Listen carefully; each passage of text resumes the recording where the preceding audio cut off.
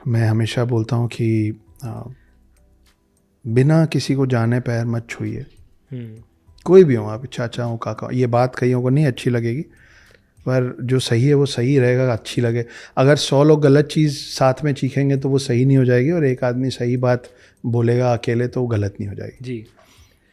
पैर छूना सिर्फ एक कल्चर का हिस्सा नहीं है। जब आप पैर छूते हैं तो आपके फिंगर टिप्स किसी इंसान के शरीर के आखिरी हिस्से को छूते हैं। वो हिस्सा डायरेक्टली ग्राउंड से जुड़ा रहता था पहले, जब लोग नंगे पैर चलते थे। जी। अब मैं आपको सेम उदाहरण दे रहा हूँ क्योंकि वही अभी मेरे दिमाग में ऑर्गेनिकली आ रहा है कि अगर आपके हाथ में पानी का ग्लास है, नीचे पूरा पानी साफ है, या मान लीजिए फिटकरी डाल दिया आपने पानी में, तो पूरा मैल जो पूरा गंदा वो ऊपर आ गया। जी। ठीक है, नीचे का पानी साफ है, तो आप पहले एक लेयर को हटाएंगे तब पानी साफ होगा।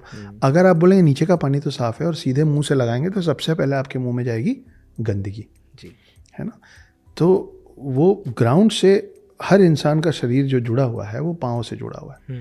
वो कहाँ से चल के आ रहा है। इसीलिए आज भी कई लोगों के घर में बोला जाता है जूते चप्पल बाहर उतारो। जी।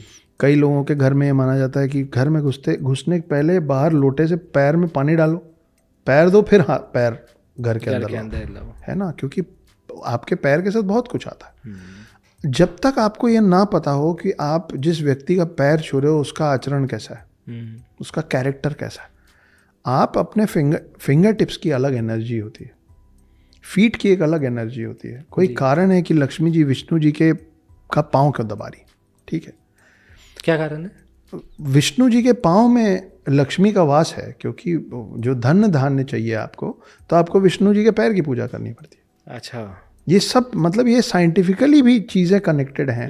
तो जब आप किसी का पाँव छूते हो तो उसका एनर्जी आपके शरीर में जाता है। अच्छा, आप 4 उंगली से या पूरे हाथ से किसी के पैर के ऊपर का वो छूते हो, करेक्ट तरीका तो यही ना, पीपी की बात नहीं कर रहा। करेक्ट।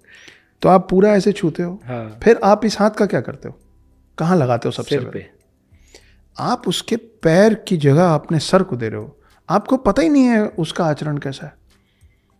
तो ये जो घरों में सिखा दिया गया है, ठीक है, हमारे भी माता पिता को उनके माता पिता ने सिखा दिया, हम क्यों पूछना छोड़ दिया ना, हम लोगों ने, हमने क्यों पूछना छोड़ दिया। मेरे घर में सिखा, बेटा अंकल है पैर छू। अरे चाचा बोलो तो एक बार सोचे भी। अंकल क्या होता है? अगर वो सच में UNCLE अंकल है और वो वहां से आया तो उसको तो मालूम ही नहीं कि पैर छूने का औचित्य क्या है। जी।